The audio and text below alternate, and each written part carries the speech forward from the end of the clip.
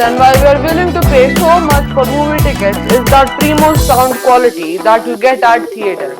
And indeed, a huge part of marketing these days for cinema chains is pushing their audio technology that promises some sort of transcendental experience for your ears. But years ago, Dolby Laboratories, you may recognize a little indication on games, movies, or even someone's receiver under their TV, started trying to bring theater-like experience to home. They, like competing companies such as DTS, provide compression technology for audio streams so that they'll fit into a disc. Much like one might compress a video file to make it suitable for the net.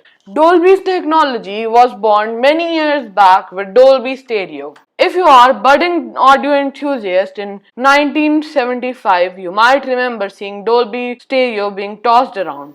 But what was so special about it? It was that it took your conventional stereo sound and created a 4-channel surround experience in theater through some sort of mathematical trickery with sound encoding. But it wasn't until 1982 that home was first introduced to Dolby technology with Dolby Surround, another analog technology with a mono surround channel to usual front, left and right. This was improved with Dolby Pro Logic.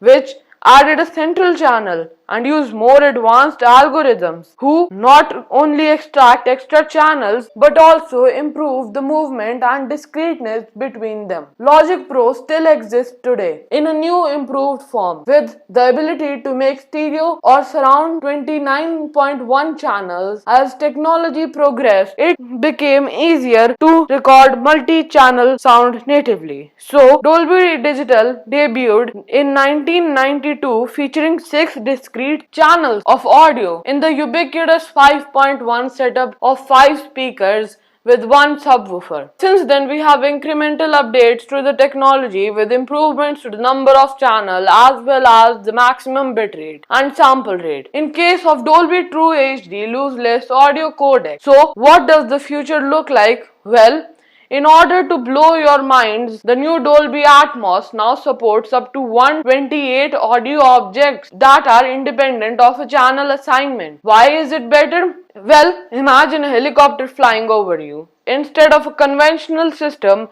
vaguely telling your ears where the chopper is flying, Dolby Atmos sounds can be created independently and mapped to a specific location. So, you'll be able to pick out exactly where it is. Atmos also scales the specific speaker structure of the theater and does this in a real time. So, in theory, you should hear a spatially accurate effect no matter where you sit. Put this all together and voila! You can almost feel like you're there. And if you don't want to pay $9 for a bucket of popcorn, Dolby has now extended this technology into home. It does require a compatible AV receiver which supports extra channels needed to make this possible. The more speakers you have, by the way, the better. But Atmos will work with at least 6 speakers, so you won't necessarily have to sell an entire kidney to make it happen. Speaking of making things happen,